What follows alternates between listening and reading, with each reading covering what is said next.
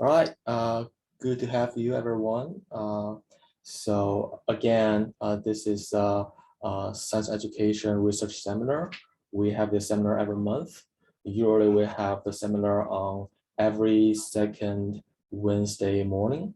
If you're interested, you can send your email. I'll put you in our mail list. And for the fall of this year, we're going to just focusing on STEM education, and its intersection with early childhood education, right? And today, I'm very excited to welcome Professor Christine McWayne. She's a professor at the Department of Child Study and Human Development at Tufts University. She's applied development psychologist and community-based educational researcher whose work has centered on fostering better understanding of the early social and learning success of young children who grows up in the urban poverty context.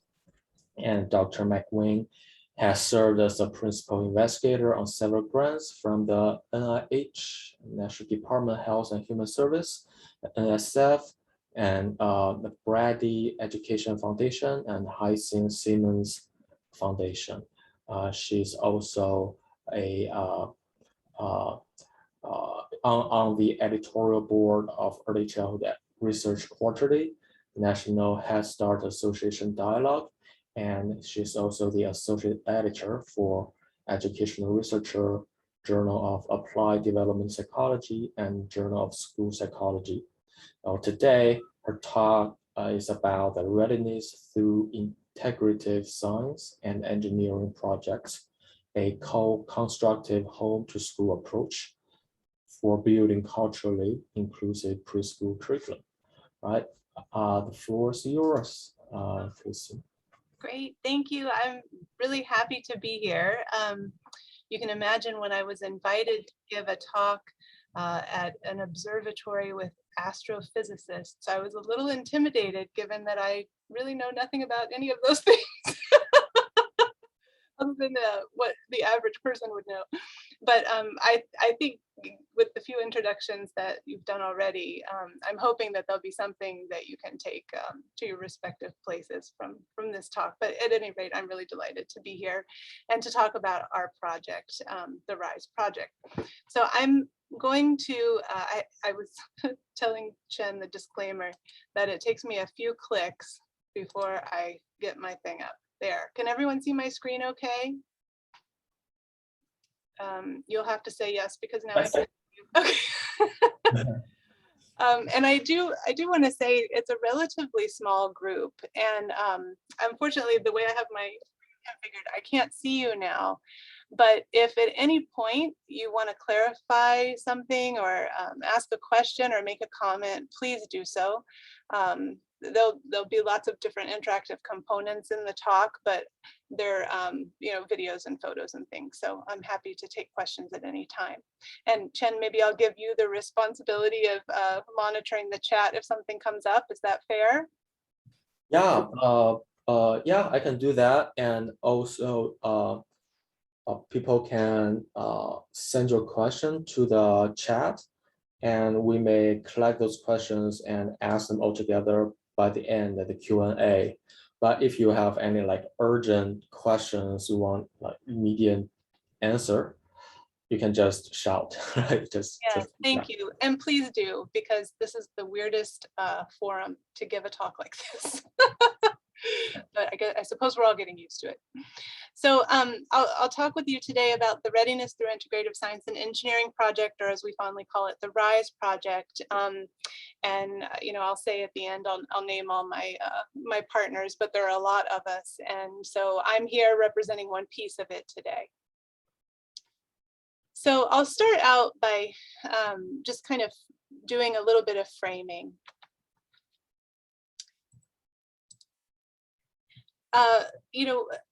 Our lenses really matter when it comes to how we think about problems, how we identify problems, not just to research, but, how we even think about them in the way that we look at the world. And this is no surprise to anyone here.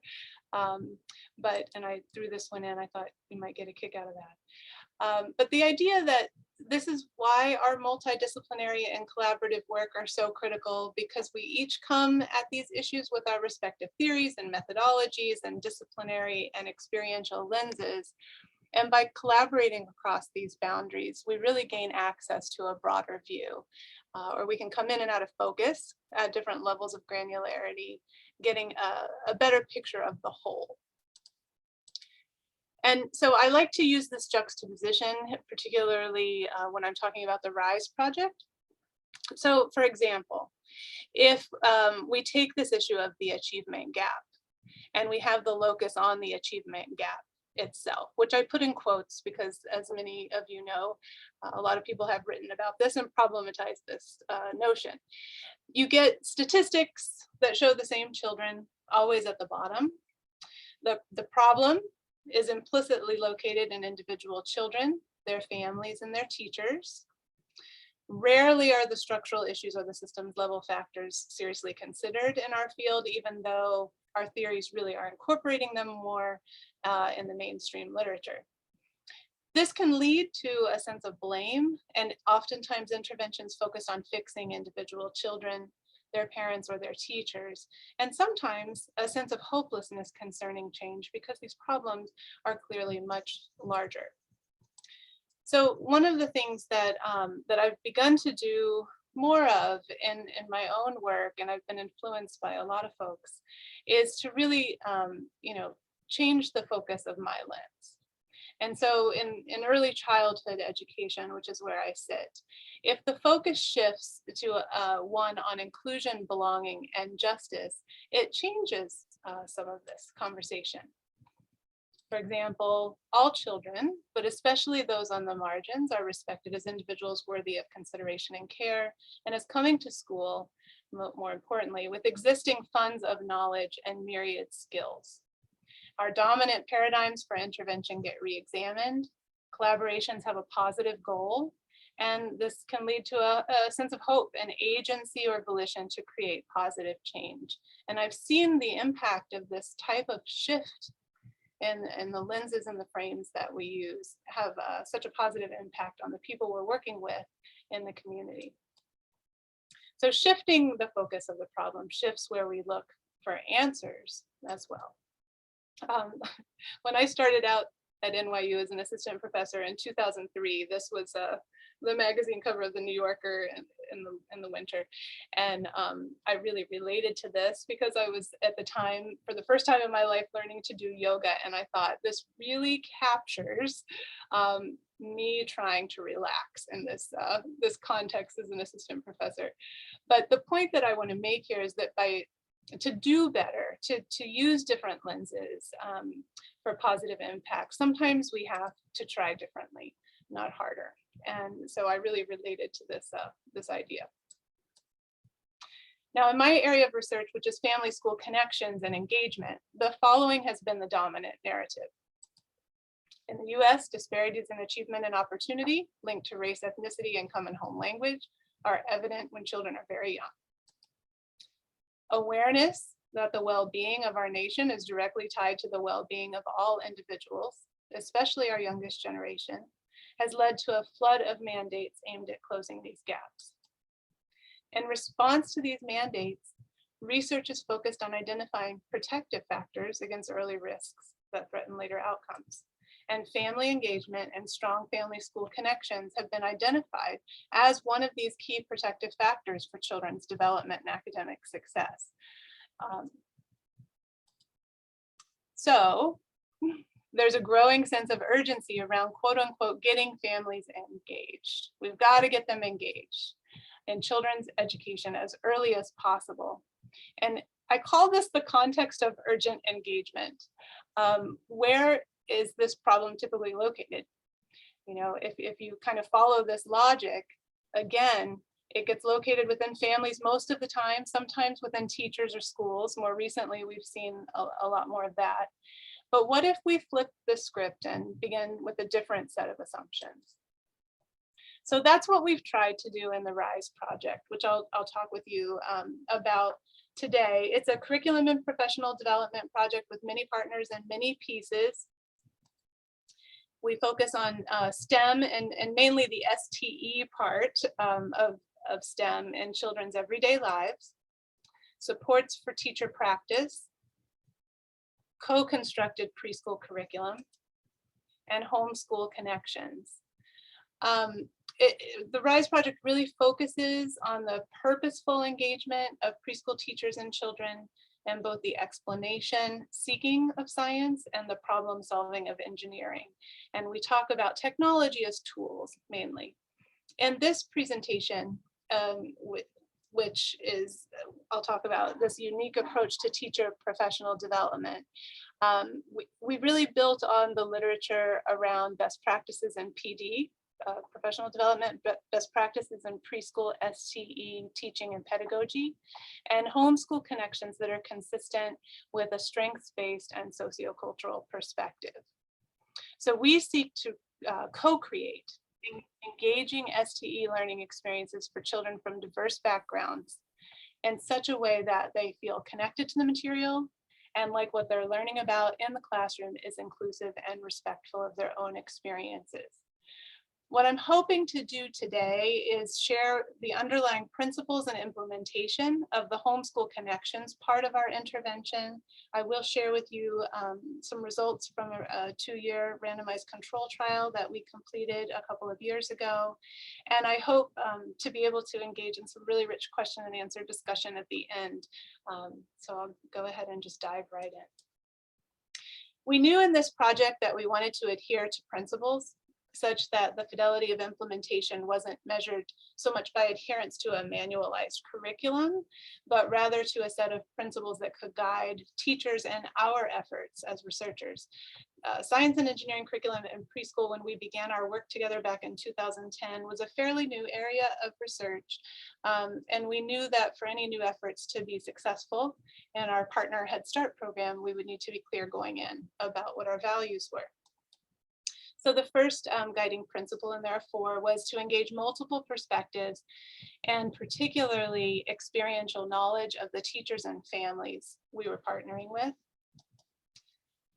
To build shared understandings through shared learning experiences. So we were very reluctant to put ourselves in that position of expert. We all have expertise and we brought particular expertise, which we were very transparent about, but we also understood that the project would be shaped by the expertise of the teachers and families we were working with.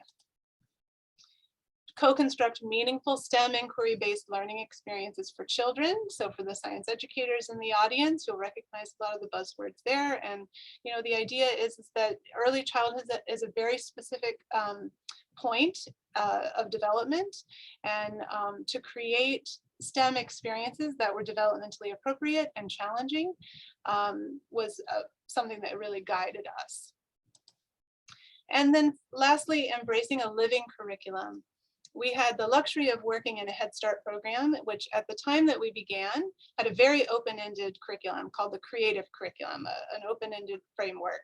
And that changed over the course of our time working with them, where it went from this open-ended framework to a very scripted framework. And we thought that was going to be challenging.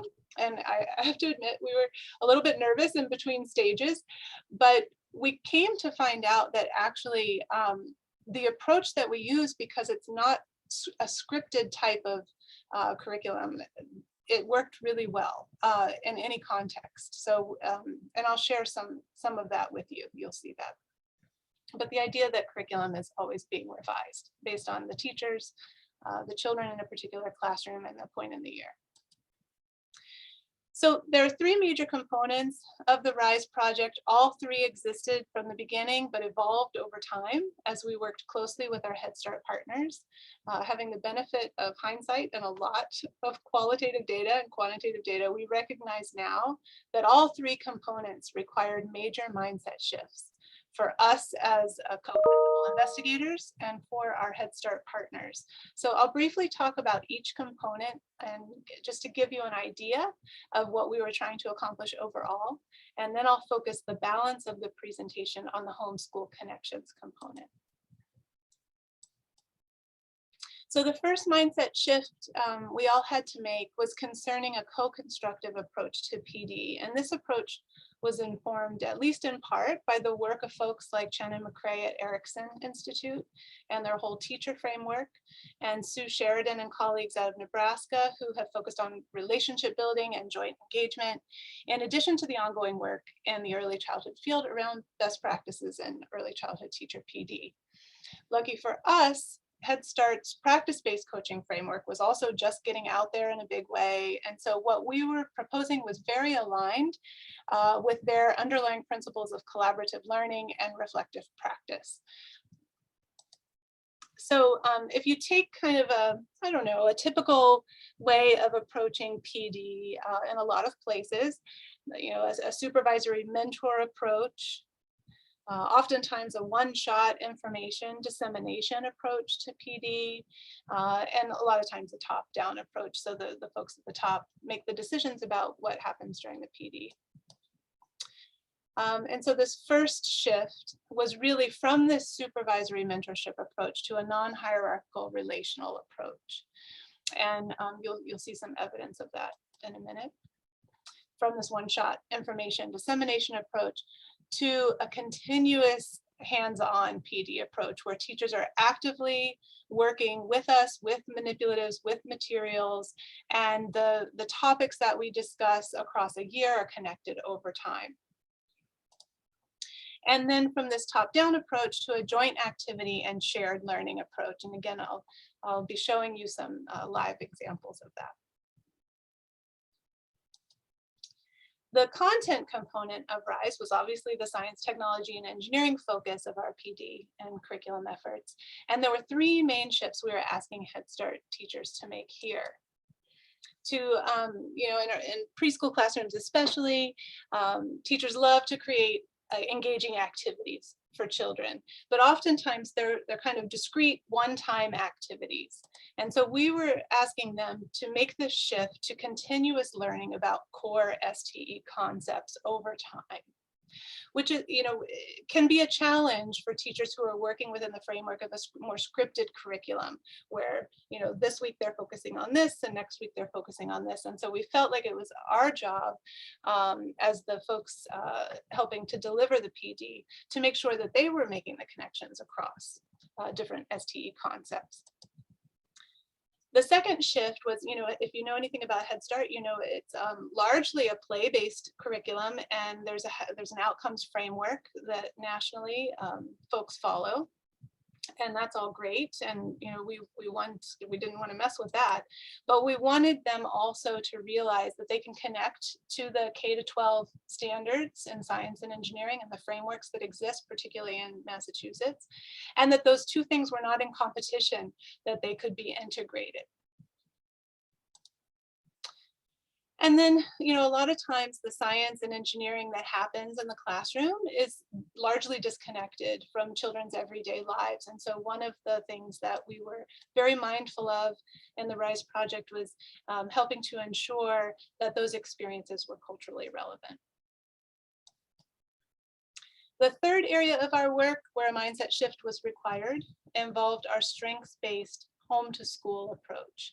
And I'll spend most of the time today talking about that and illustrating that. And you read, I think, in the bio that I sent, we contrast this with a school to home approach, which is really the more typical mainstream way that we tend to think about family engagement and even family school partnership. That school-based engagement is needed for parents to provide effective support for their children's learning and development. And this is a very school-centric view, and maybe to be expected, but it can be felt by families as deficit-oriented, because for many low-income and ethnic minoritized families, there are so many chasms between the home and school settings that need to be bridged. And so oftentimes when we take this framework, this kind of school-centric way of thinking about family engagement, these underrepresented families are often cast as lacking in knowledge, skills, social connections, even values around the importance of education, when in reality, educators often don't have access to the potentially powerful information about home-based practices and routines, about families' funds of knowledge, and other aspects of children's out-of-school lives that can be leveraged and can form the basis of engaging and really meaningful early childhood programming. So by framing family-school connections as emphasizing information flowing from the home to the school, we can make shifts in our assumptions about families while building a welcoming environment for them. So that's what we've sought to do in the RISE project, and we operationalized this notion of home to school in two different ways. So rather than solely focusing on school-based, largely visible forms of family engagement, we were interested in working with teachers to validate both visible or school-based and invisible home and community-based forms of family engagement. And then in addition to creating direct ways to engage with families' knowledge and practices, to create both direct and indirect ways to engage with their knowledge and practices. And I'll be showing you quite a few examples of this today. So, but those mindset shifts happened over time, and they took a lot of work and they took a lot of practice, and amongst all of us. And so what ended up happening in the course of the project is these mantras emerged. We called them mantras because we said them over and over again to help us focus. And they really serve to guide our work. So I'll talk about each of them very, very briefly here. The first one, parents are equal partners, seems almost trite at this point because we've been saying that in education for a very long time, but how that gets actualized is a whole nother matter. And so, Head Start, that was an easy place for us to begin because Head Start already believes that parents are equal partners in their child's education. Learning builds on familiar knowledge is also a very, very common and understood concept in early childhood pedagogy. You build new knowledge on prior knowledge. The thing that makes this mantra important for our project is that when you're working in a program like an urban Head Start program here in Boston, which is incredibly diverse in terms of backgrounds of families, but also backgrounds of teachers. Sometimes what gets counted as familiar knowledge is different between the two sets of primary actors, teachers and families. And sometimes it's different between what teachers have been trained in their early teacher preparation programs and what they know from their lived experiences. And so learning builds on familiar knowledge took on a different kind of meaning in this project. And the last mantra, culture is what we do every day, really comes from Tom Weisner's ecocultural theory and the idea that to co-create more culturally inclusive curriculum, it would be important for teachers to get access to some of the everyday things that families do with their young children.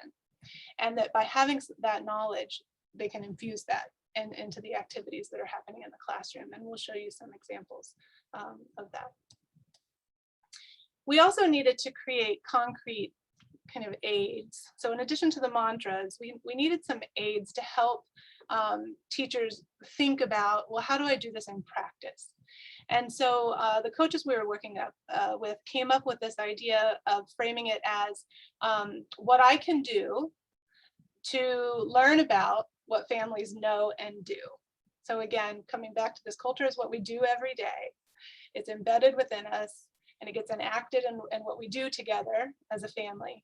How can a teacher learn about that? Well, teachers can learn about that by observing, talking with, and listening to their students. A lot of things, if you've spent, many of you have spent time in early childhood classrooms, you realize how much children reveal through their play together, when they're talking together or when they're just playing. And so teachers can get access to that kind of information by just observing, by talking with children as they see something, picking up on something that a child says, and really listening to them instead of moving on to the next activity, which is something that's very easy to do in a busy early childhood classroom. Teachers can also learn directly what families know and do through conversation. And in the RISE project, especially in our development phase, we created a lot of opportunities for teachers and parents to come together and to learn directly from one another. And so that's another way. And then they can learn indirectly what families know and do. For example, in our project, we encourage teachers to do neighborhood walks by themselves, sometimes with children at other times, to learn about what's in the immediate environment if they're not from that community, and to look for the natural STE opportunities that are available to children in the surrounding neighborhood. And then there are other examples that I will show you as well. But these just served as ways to help scaffold for teachers how they can implement the ideas behind these mantras. So we talk about RISE as being in two phases: our development phase, which was funded by NSF, and then an implementation and testing phase. And I'll talk about both to some extent today. In our first phase, we really focused on this idea of co-constructing with teachers an STE curriculum that would be ecologically valid in their program, and that they feel like they would be able to sustain after we were gone. And we also talked about co-construction with respect to our work with families. And in phase one, we did that work largely separately in parallel. So I'll explain a little bit more about that. We began by learning about the natural STE opportunities in classrooms and children's homes and their communities. And in classrooms, for example, we mapped out where STE was naturally and intentionally occurring, and also where opportunities for connecting STE were missed. And so we had students spending a lot of time doing that mapping and observation. In homes and communities, we were focused on the people, the places, and the objects where STE opportunities were evident and could be further developed.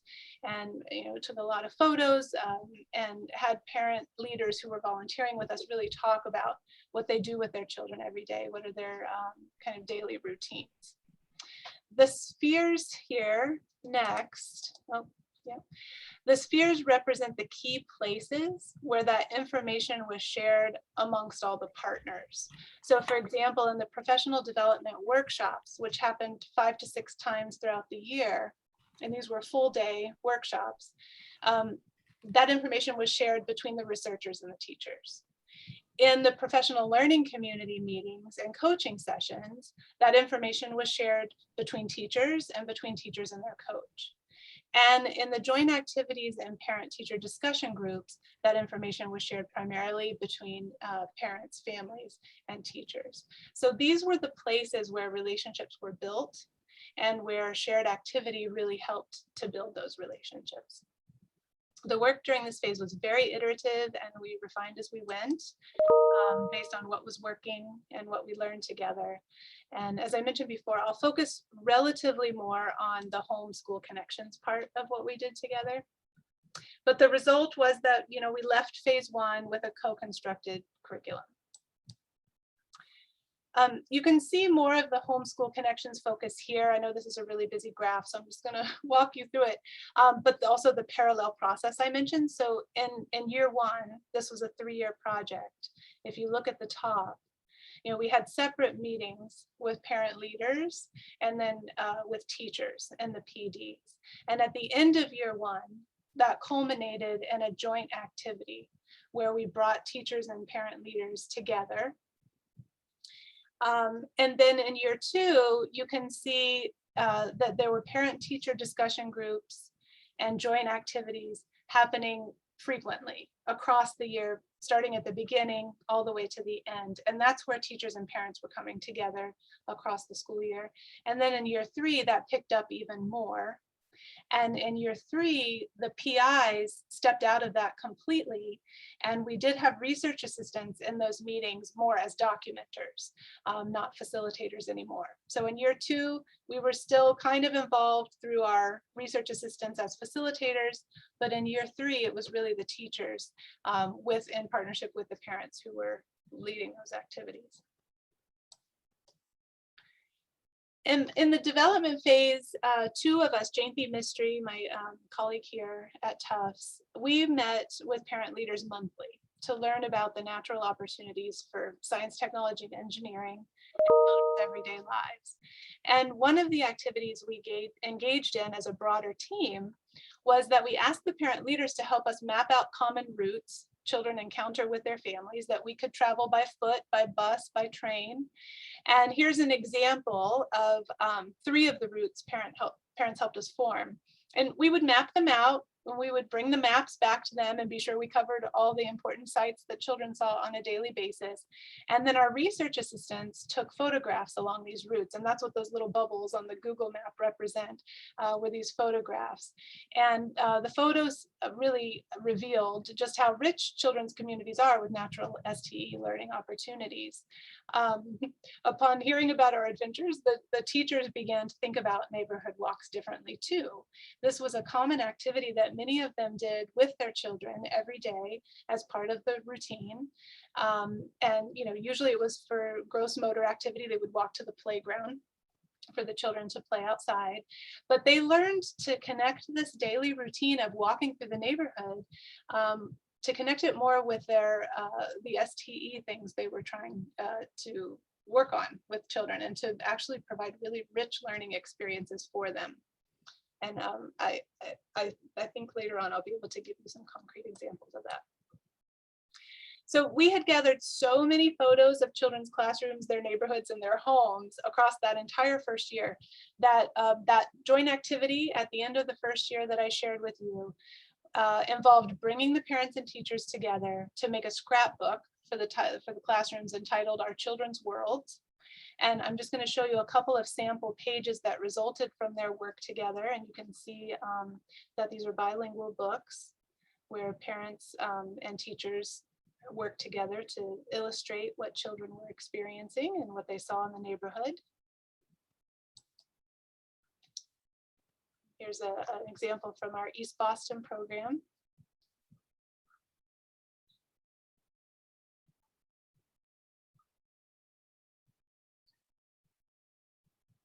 So really, really rich opportunities right there.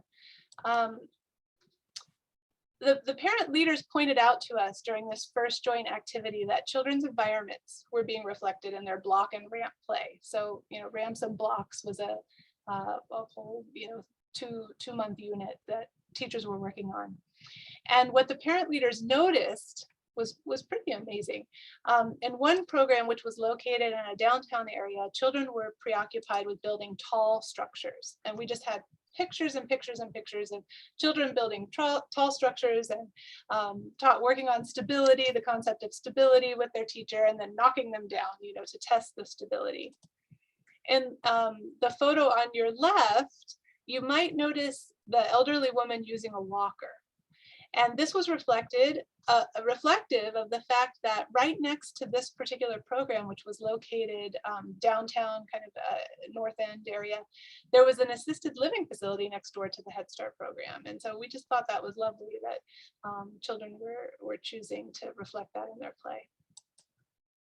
Whereas in the other program in East Boston, children were building longer structures, replicating the bridges and the tunnels they encountered in their daily life. And this wasn't driven by the teachers at this point. This was very much just coming spontaneously from the play that children were doing. And we saw this pattern over and over again in the photos. Again, to point out that it was the parents who pointed this out to us. And so while children were learning the science and engineering concepts of structure and function, stability of materials and design, they were also using information from their immediate environments. Another really great example from one of our classrooms in the Chinatown section of the city is what the teacher called her living bamboo unit. In this classroom, the teacher was paying attention to what children were noticing.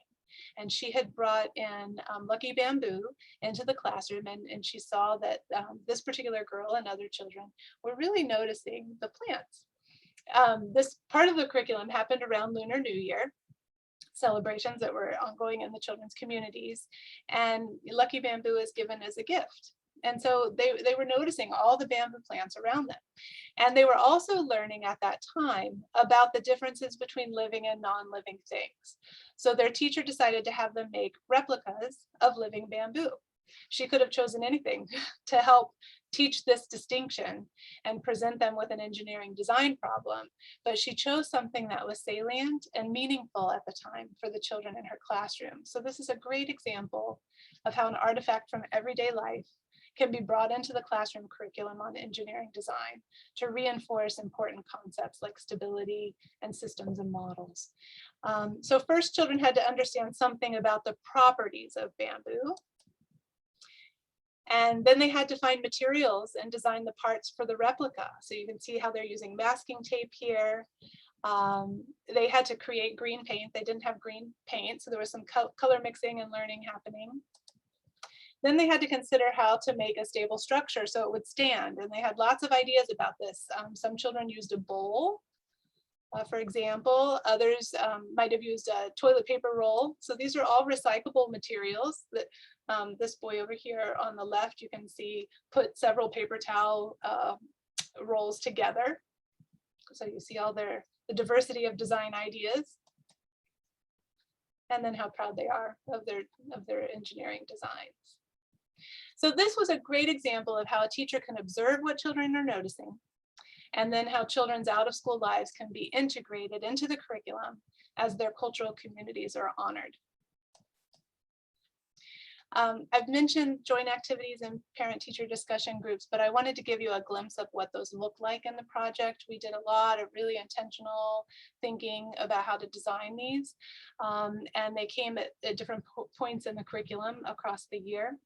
There are many barriers to developing relationships and dialogue between families and teachers. And some of the intentional things we did in that first year when JP and I were meeting separately with parents and teachers was to really stack the deck so that teachers and parents could come together as equal partners and they could experience that, recognizing that there's this inherent power differential oftentimes. And so in the joint activities, parents were assigned the role of leader and facilitator, and they set the rules and facilitated with our support the activities in that first and second year. And teachers were asked to kind of take a back seat, so to speak, and to resist the urge to teach in that context. And so what was so great about the joint activities is that they really created a demand that people work together toward a shared goal. And being in contact with one another really challenged some assumptions that they had about each other. They began to see each other as human beings, not as defined solely by their role in the Head Start program. And so these pictures that I'm showing you show one such joint activity. We would give them challenges, the group's challenges, because children were learning in the classroom to build models of structures using recyclable materials. We had parents and teachers come together in a similar activity to build something reflective of their surrounding or cultural community. So in one program, parents and teachers made this beautiful replica of the Great Wall of China using Colgate toothpaste boxes, which I thought was brilliant. And they also made a model of a typical Chinatown apartment. And so there were interesting discussions that were had about how furnishings are set up in an apartment. In another program, teachers and parents created replicas of the Logan Airport and nearby soccer fields. In both cases, structures that were salient in the community and that reflected STEM learning opportunities were built. Then, having done these joint activities together, the way was better paved for another aspect of that phase one direct engagement, parent-teacher discussion groups. And they began in year 2. They took very different forms across the 2 sites we were working with at the time. In one program, they talked a lot about school readiness and culture. And in another program, they talked about curriculum and family engagement with each other. And even though they unfolded differently across the 2 programs, what was similar was the partnerships that evolved over time, with teachers really engaging with parents' perspectives and seeking to understand where they were coming from, and parents feeling empowered to work with teachers as partners in their children's education. So I'm going to show you a brief clip here. There are subtitles at some point. The subtitles come on because it is so you won't be able to hear individuals in the beginning. But this clip is from a parent-teacher discussion group where parents and teachers were talking about soups and how they differed, the ingredients that differed across cultures. At the time, the teachers were planning for a States of Matter curriculum unit, and they thought it would be beneficial to use soup as an example of how vegetables and water change during the cooking process with the children. So let's see their conversation. Is it exactly the same or you add different things? Pretty much, or anything different? What's different? I think the ingredients, because like she said, you can put that whatever you want. The ingredients is... It's a big list for ingredients. A lot of money for this. Carne, costilla o cola. Yeah. Tomate, cebolla, chile verde, zanahoria. We call it pipián. Es la de chayote. Is it? The same thing? No, pipián is like the green... Zapallo? Zapallo. Ajá, es la calabaza verde. Pero it's like the cucumber. Yeah, we call it pipián. Yeah. Las vainas de frijol, mezquil, ajos, zanahorias. No, ajos. Consume de pollo, apio, maíz, yuca, cilantro, hierbabuena y repollo. Expensive. Oh, and cabbage.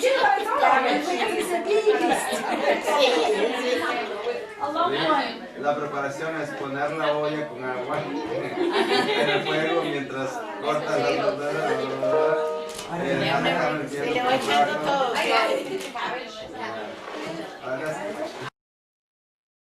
So what I like to do when I can see people is I like to ask what you noticed. Because in the interest of time, I'll just make a few points. One of the things I hear a lot from audience members is that they can't tell who the teachers and the parents are. And that's very encouraging.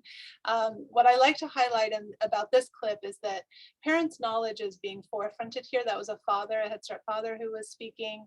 And they become experts of their own life experiences as related to the topic of the curriculum. So this video shows a different way of thinking about the parental role, not just as a reinforcer of what happens in the curriculum of a classroom, but also as a generator of curriculum. And it's a great example of how teachers can learn directly from parents.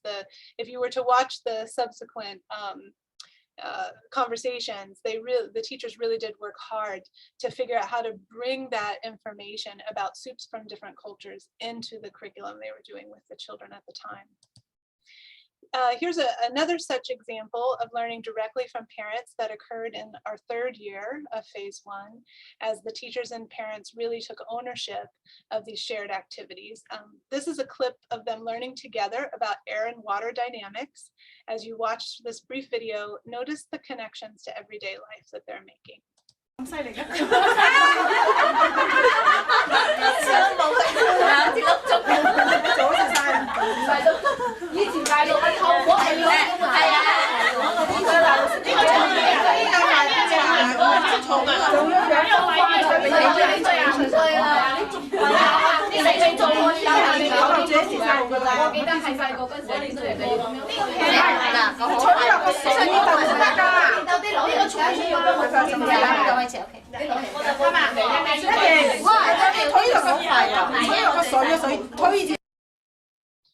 So here, while parents and teachers were doing a shared science activity, one parent remembered the bamboo trunk that she used to start a fire and that the elders used.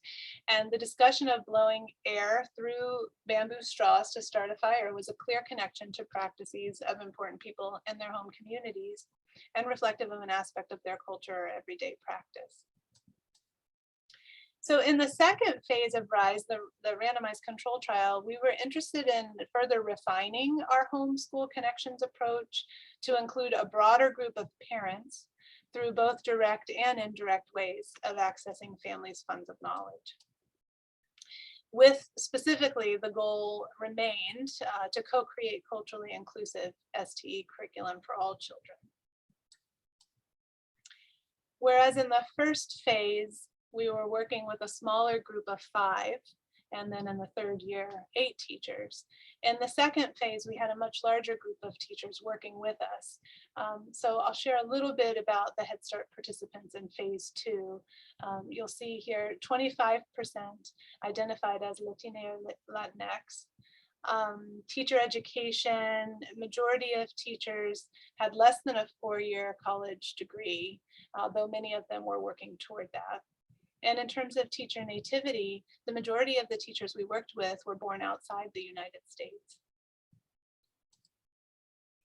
Teachers shared similar demographic characteristics with the children whose families participated, as is common in Head Start programs. We selected 8 to 10 children randomly in each classroom for assessments. And those assessments included both independent direct assessments as well as teacher rating and parent report and independent observation. In all, we had 347 children whose data we were able to use in analyses. And you can see here the proportions in terms of race, home language, as well as nativity.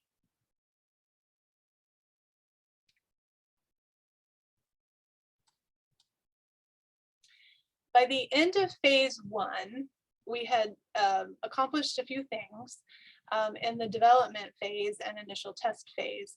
We did have a quasi-experimental design, even though it was a very small group of teachers. In all, we had 14 who were participating with us. But the main outcomes from phase 1 were this kind of more comprehensive approach to PD and a co-constructed STE curriculum framework that was aligned with the next generation science standards and the Massachusetts state standards.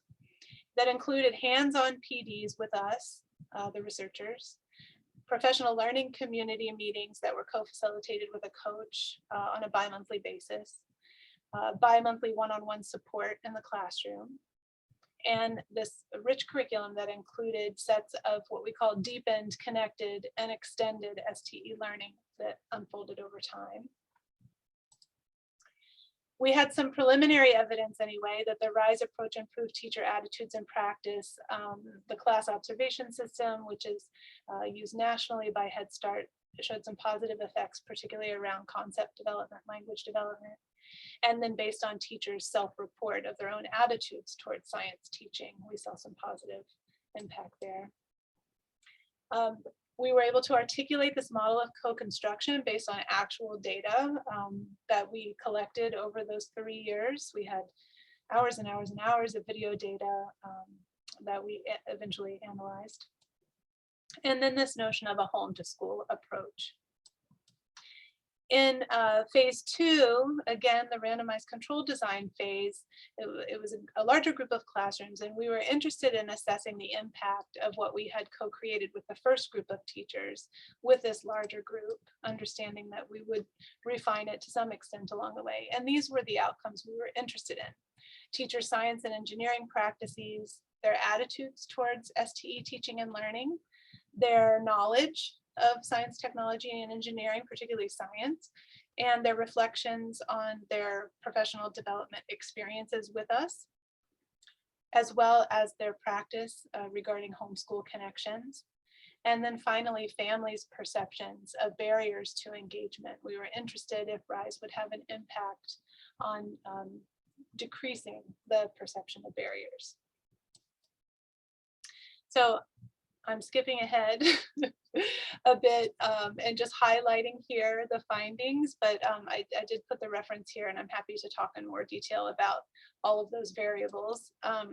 But we found that RISE teachers engaged in significantly more science and engineering practices and spent significantly more time on STE than the teachers in the control group. And this was based on independent observation, videotaped observations that were coded by students who were blind, by research assistants who were blind to the designation of the teacher. RISE teachers reported more comfort, feeling more comfortable, experiencing fewer challenges teaching STE, and perceiving more benefit for children of the STE that they were doing. RISE and control teachers did not differ significantly in their STE knowledge at the end of the 2 years, though there were trend level findings that favored the RISE group, but we couldn't say anything definitive there. And in a paper that we recently submitted, we're trying to make sense of that a little bit and teasing apart the data a little bit. And what we found suggests that perhaps, at least for this group of Head Start teachers, that change in practice might precede change in knowledge. So it's a hypothesis for future research. Interestingly, results revealed that regardless of RISE condition, teachers' initial attitudes and beliefs about science teaching and practice had little effect on their science practices, whereas their practices throughout the time of the project had a significant effect on their later attitudes and cognitions. And so that is, again, part of that paper where we're trying to make sense of that. But a phrase that Betsy Zan, one of our co-PIs, brought to us early in phase 1 was this idea that teachers act their way into new ways of thinking rather than thinking into new ways of acting. And she borrows that from the field of business, actually. But it kind of helped us make sense of what we were seeing. In addition, what I'm showing you here next is that teacher science and engineering practices, both the frequency of practices that they engaged in with children, as well as the amount of time they spent on STE, were found to relate to their overall engagement in the preschool classroom.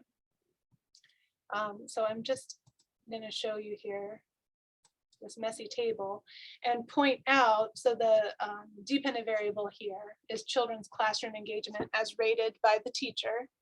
And this is a multi-level model, so it's controlling for the nesting, the fact that teachers are reporting on multiple children.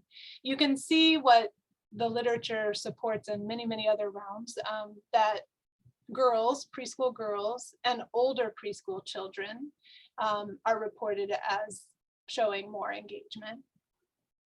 And then you'll also see that the teachers, what this average SEP score represents is the frequency with which they engaged in science and engineering practices across the 2-year period.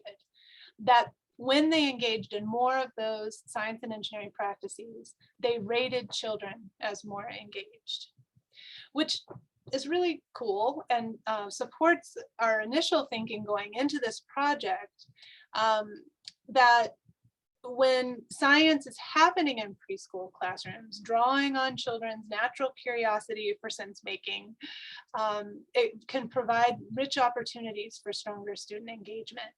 Though we didn't find any effect, you'll see here RISE was not significant. We didn't find any effect of the RISE intervention on teacher ratings of engagement. We did see this relationship between teachers' practice. And we argue that a focus on homeschool connection increases alignment between home and school, which improves parent-teacher relationships, increases children's engagement as the curriculum builds on their prior knowledge. And this feedback loop continues as increased child engagement provides positive feedback to teachers that children are capable STE learners and that their own STE teaching is effective. So that's a lot of hypotheses that other people can explore with better data, but it was neat to see this picture at the end. Back to the effects of the RISE intervention specifically, compared to teachers in the control group, RISE teachers express greater comfort in planning and aligning their curriculum with state and national standards. felt that professional development workshops contributed to their professional growth and reported using homeschool connections to enrich their curriculum. So how did they use homeschool connections to enrich their curriculum? I'm sorry, and those remain statistically significant after controlling for other teacher variables. In PD workshops and with their coaches and each other, teachers spent a lot of time co-constructing ways that home information could be brought into the curriculum intentionally, reinforcing STE concepts that teachers wanted children to learn, while connecting to meaningful objects, routines, and people and their everyday lives. And so these were some of the examples of ways that the coaches and the teachers came up with to do that. And then they would come together in these various forums, professional learning communities or PD workshops, or in their one-on-one coaching sessions, and they would create a plan for that. And I'm going to show you some examples of that in just a second. But what's important to emphasize here is that the examples of direct family engagement I showed from phase 1 are wonderful, but they're all too often, we hear in school settings that parents don't show up, or they're not engaged, or we just can't reach all parents, meaning that because they don't come to school, they have little to offer. And we found that not only to be untrue in our work, but that parents were eager to be involved. They just didn't always feel they had an entry point. And so in the second phase of the RISE project, we worked with this broader group of teachers, and we really had to consider, how do we ensure that our homeschool connections work is as inclusive as possible and create space for families who might not be able to be physically present, but still want to contribute meaningfully to what's going on in the classroom. So we came up with a variety of ways to do this, and you'll see that here next. What we did do in terms of documentation, given the mindset shift we knew we were asking for people to make, we wanted to document how that happened. And so coaches tracked the teachers they were working with, their what we called HSC plus STE integration implementation during their classroom visits, during their one-on-one coaching meetings. And we just asked that everybody report 6 times they feel like they really accomplished HSC plus STE integration. Each teacher coach pair wrote those up together. They were 1-page summaries of what they had done. And this is an example of that 1-page summary. I know you can't see it. It's not so important what's there, but they were answering the questions, what did we do? How did we do it? How was it connected to the science and engineering practices that we're learning about in our PDs? And how did we explicitly make home to school connections? And then each of these sheets was scored using the following rubric, so we could get a sense of the variability across the RISE intervention classrooms. How is this being implemented in RISE classrooms? And so an overall average integration score was computed for each teacher in the intervention group by summing all the scores and dividing by the total number of activities that each coach documented. And like I said, in most cases that was 6, and a couple there were 5. Happy to say there were no zeros, but there was great variability among the RISE teachers. And you can see that in this, this histogram here. So each square in this histogram represents an individual teacher's average score across the 6 recorded activities they did in their classroom. And you can see the variability here, even within an intervention group. When we ask teachers to do something different, that requires a paradigm shift. There was no difference was found between based on which coach the teacher had, which was the good news. And this is just some more information here. So I'm going to show you 2 brief examples of how a RISE teacher integrated homeschool connections into their STE curriculum in phase 2. Both of these examples are examples of a score of 4, because we wanted to show you successes. Sharon's story on Plants We Eat. Sharon was beginning a unit on Plants We Eat. She decided to provide families with a home to school sheet as a way to learn about the fruits and vegetables children eat at their home. What Sharon noticed was that beans were the food that was noted on many of the sheets. Following a casual conversation with one of her parents in her classroom, the parent volunteered to bring in a family dish of rice and beans. While the children, mother, and Sharon enjoyed the dish together, Sharon was able to make connections to the cross-cutting concepts of stability and change, as well as cause and effect. For example, they were able to discuss how the hot water causes a change, making the beans and rice go from hard objects to soft ones. Sharon then built upon this idea of beans by reading the story One Bean. The story extended children's understanding of beans as it shared additional information on life sciences and systems, specifically that bean plants have different parts that work together to grow, including a stem, leaves, and roots. To provide a hands-on connection to the story, Sharon brought in beans for the children to observe and describe using all 5 senses. This was a natural segue into planting beans and beginning an investigation into what plants need to survive. Going back to the original home to school sheet, Sharon took the idea of beans in another direction. She brought in seed pods for children to explore and learn about structure and function. The pods protect the beans as they grow. While on a neighborhood walk, Sharon showed children other types of seed pods, including acorns and pine cones. The children collected some of these items and brought them back into the classroom. They were invited to create observational drawings or models of all the various seed pods they had found. This example shares how obtaining information from home can provide a wonderful starting place for teachers to make a clear connection to children's lives. The information gained can then be used in a variety of ways in the classroom. Sharon. And here's one more example. Yanni's story on sound and music. At the beginning of a unit on sound and music, Yanni brought in an African percussion instrument made of the hollow branch and hollow nuts, tied together with leather strips to share with the children. A child in the class recognized the instrument from home and told her grandmother about it. The grandmother was equally excited, and together they wrote a book for the class about their African and Puerto Rican heritage. The granddaughter drew the illustrations and chose the words dictated by her grandmother. The book contained information about food, music, and instruments of Africa and Puerto Rico. The book was shared with the class by Yanni and the child. To gather more information about other children's experiences with music, Yanni provided families with a home-to-school sheet. Yanni used this sheet to learn more about children's familiar music experiences so that she could build these experiences into the classroom's exploration of sound. Yanni wanted the children to gain knowledge about sound and vibration. She prepared an experience with music and sand, demonstrating how when music is played, the sand will move.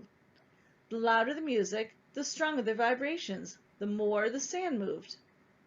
To further experience aspects of sound, Yanni set up glass bottles containing various amounts of water. After explaining pitch to the children, they predicted if the sound would be high or low when the bottle was struck with a spoon. She encouraged the children to make the connection that the amount of water in the bottle caused the difference in pitch. The more water, the lower the pitch. The less water, the higher the pitch.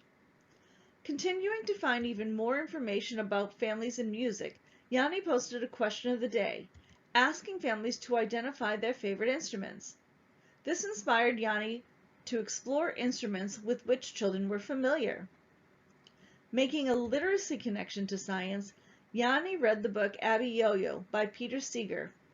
As related activities to music in the story, Yanni had the children create their own ukuleles.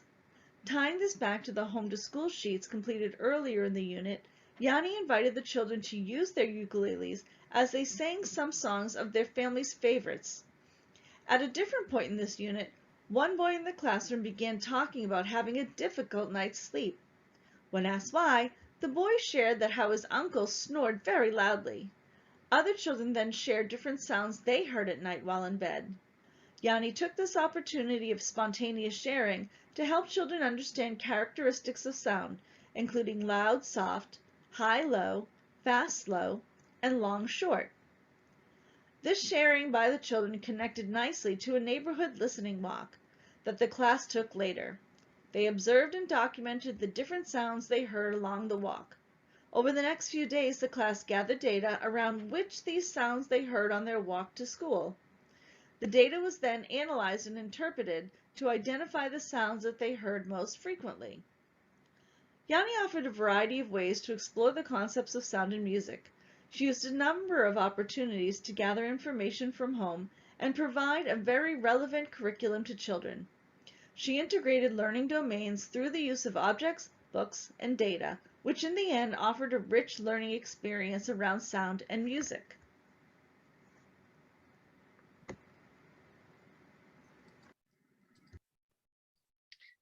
So finally, though, it was a more distal outcome in phase 2, one that we hoped we could affect positively, were the barriers to family engagement that parents experienced. We assessed this outcome based on parent report at the end of year 2 of our randomized control trial. We created a measure with 15 items worded in statement format that described a specific type of barrier to family engagement that families might experience.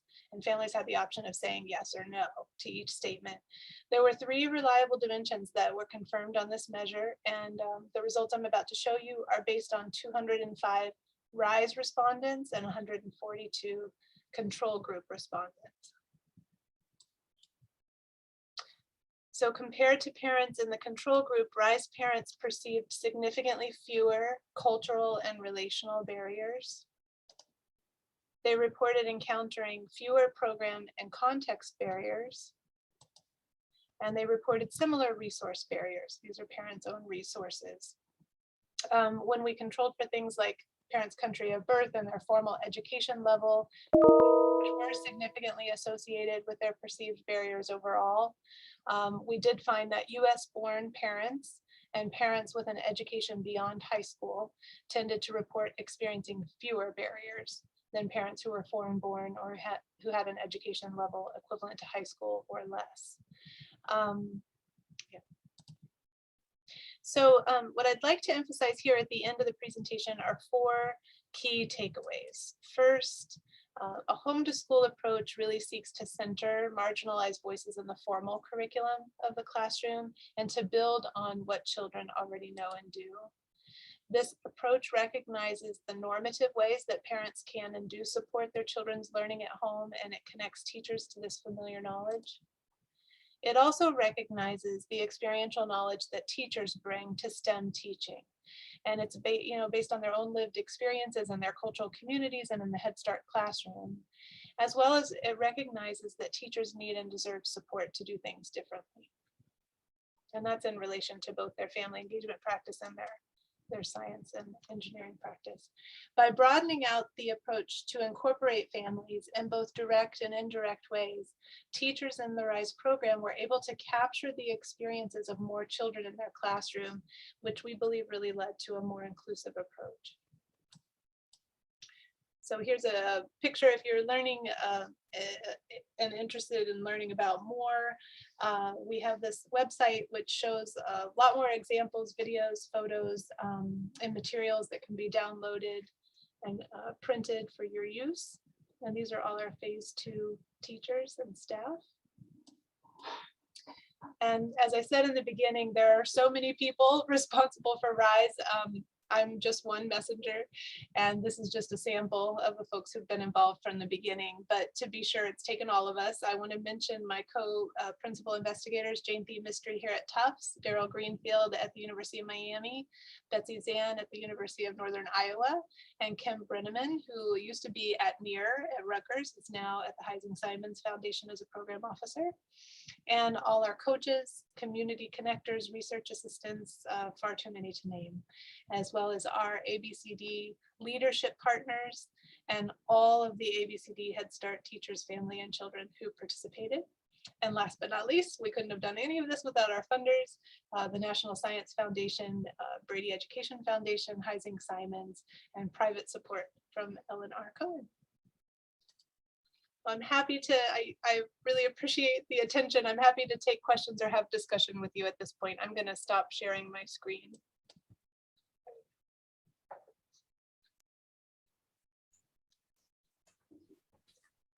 Thank you. Wow, what a wonderful talk. It's so interesting. Well, I personally learned a lot. There were some messages in the chat talk, mostly from people who had to leave early. Okay. Yeah, we are now open to questions and for discussions or any reflections.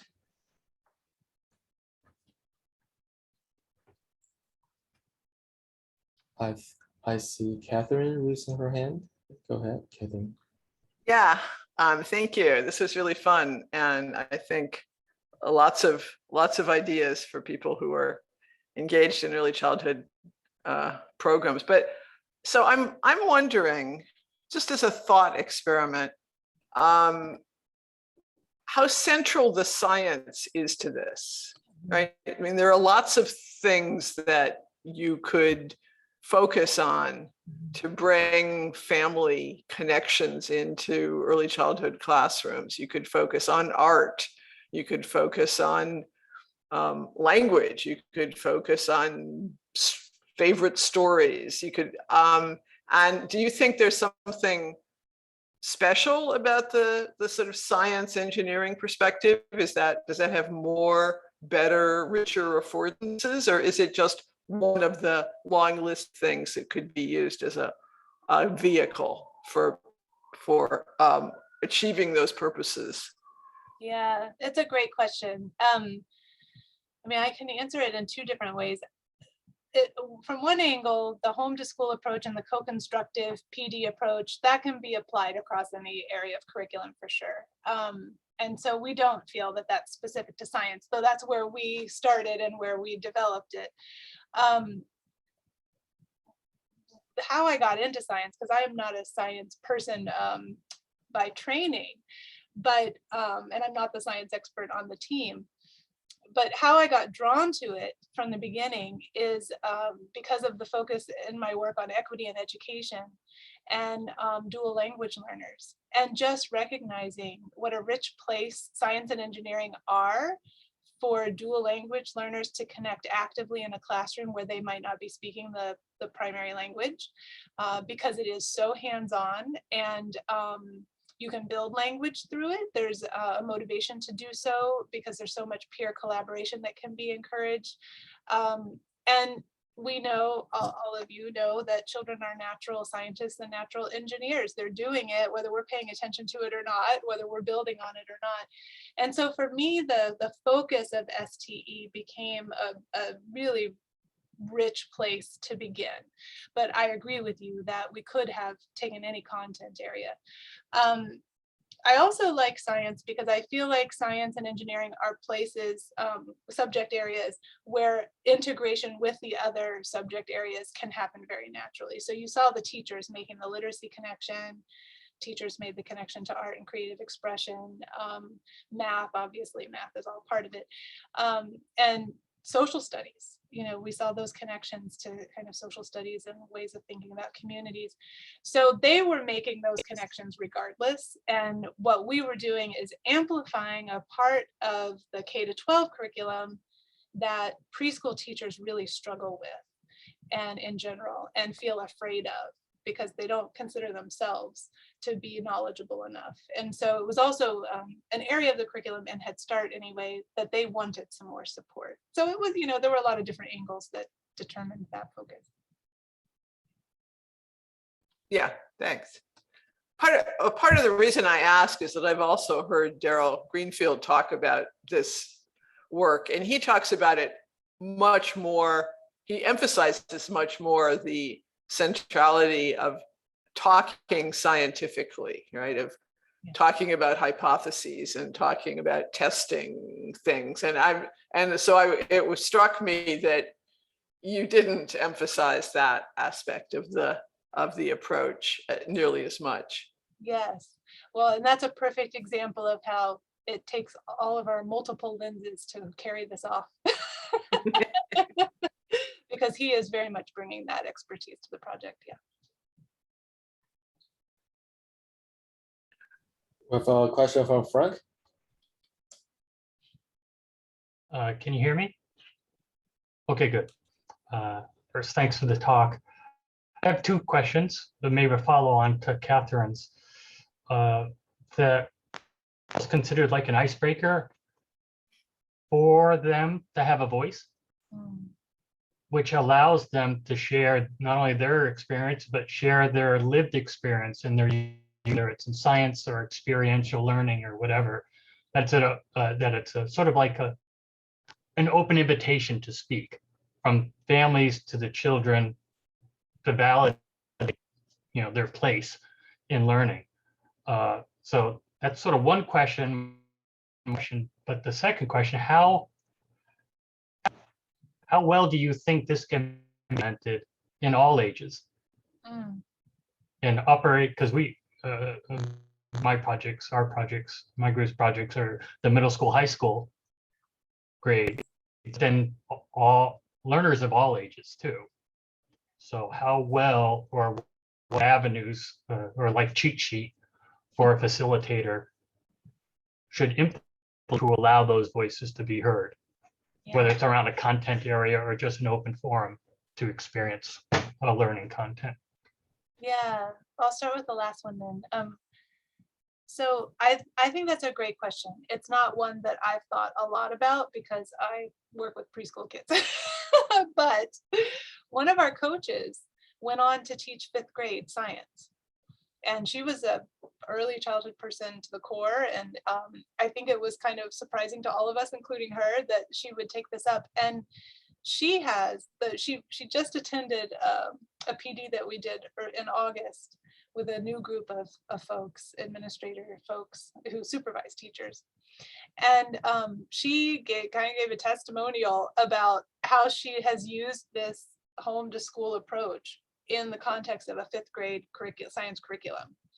And I mean, I wish I had brought those notes to this talk and I could answer you more explicit, more directly, but she really figured it out.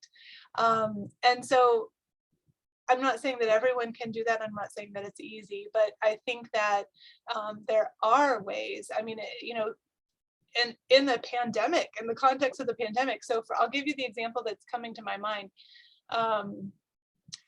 She had them, I forget what the topic was, but there's a community garden in the community where she teaches. And children were noticing, they were talking about invasive species. And children were noticing in their surrounding community this one plant that was just kind of taking over everything. And on the near the bike path where this community garden was located. And it led to this whole unit or study topic on invasive species and right here in our community, what do we see evidence of? And so it was a really neat way that she picked up on kind of spontaneous things that children were sharing. She didn't plan for that, but then she built her whole curriculum around that for that period of time. So, I mean, that's one example. Other examples that she shared, I don't remember the specifics of, but because she was doing this through Zoom, she had to figure out how am I going to get materials to the kids so we can do some hands-on stuff, and how are we going to build on things that are common in all households. This is a low-income district, and she figured out how to do that. They did these like really sophisticated water treatment type experiments, I mean, in 5th grade. And I just kept thinking, she teaches in my kids' school district, and I kept thinking, I wish my kids were in your class because they're not doing anything interesting in science. And so, I think that with the right supports and the right mindset shifts, that teachers can do this in the upper grades for sure. But I would love to work with people around that, but and I'm sure there are tons of examples of people that do this work. It certainly seemed, particularly in this past period of the pandemic, that it was an underused resource. It certainly was, from personal experience, that if you're a co-teacher or a co-therapist, that Zoom camera from the educator is not involved. Yeah. The content is, it was minimal. And special needs child, and I joke with several of my colleagues and friends, is that what she learned from some of the delivery of services through Zoom, one thing she learned was to exit a Zoom session quickly when she wasn't engaged. Yeah. And that certainly wasn't a take we should have. And so involving the parents would be almost like co-teachers in this setting of hybrid learning. And so you're this of engaging the should have been almost like required teaching before offering hybrid, or for that was foisted upon so many in this past 18 months. Yeah, and we've lost a lot of child engagement this last 18 months. Yeah. Yeah, thank you.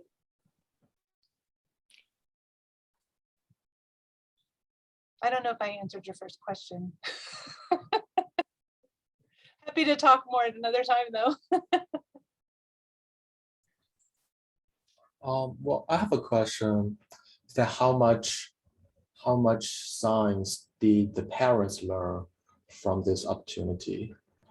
To give you one example, my personal observation is that if it wasn't because of all of the schools teaching and urging that we should stay at home and wear masks, and then the kids bring that message to home, many of the adults wouldn't even listen to it, right? So I think there is a knowledge transition from school to family to parents via the kids as a vehicle. So I wonder how much new knowledge did the parents learn? Yeah, I mean, it went both ways. It very much went both ways. And that's what we encouraged. I mean, some of the parent-teacher discussion groups that happened around really, really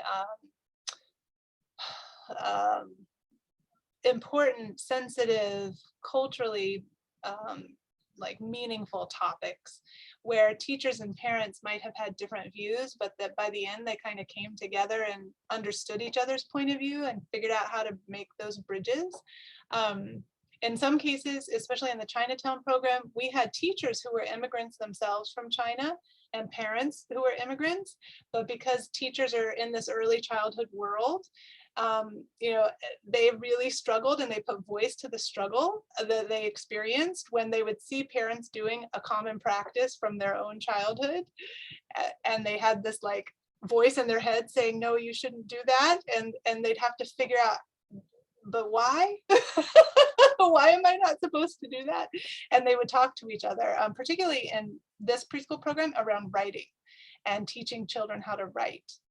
And so there were some tensions around, you know, do we hold their hand and guide them and make them sit down and do it versus do we allow it to kind of happen as it happens, which is a more early childhood view. But anyway, those topics came up a lot. And I do think that parents learned from the teachers for sure, but I think it went both ways and they learned how to negotiate their points of view. Well, thank you. I know we're over time here, but I'm happy to at any point in time talk with people more and learn from you and your work. And I think Catherine, you said it was fun, and it really has been. Like I feel guilty for getting paid to do this work because it has been 10 years of a lot of fun and hopefully some positive impact. Thank you. Any other comments? All right, so thank you, Christine, for sharing your work. Hope we can keep in touch and we can keep learning from each other. I would love that. Yeah, should there be opportunity arise to collaborate. Yes, and thank you everybody for coming to this talk. Send me your email, we'll add you to our mail list. All right. Great. Take care, Good everybody. day, everybody. Bye.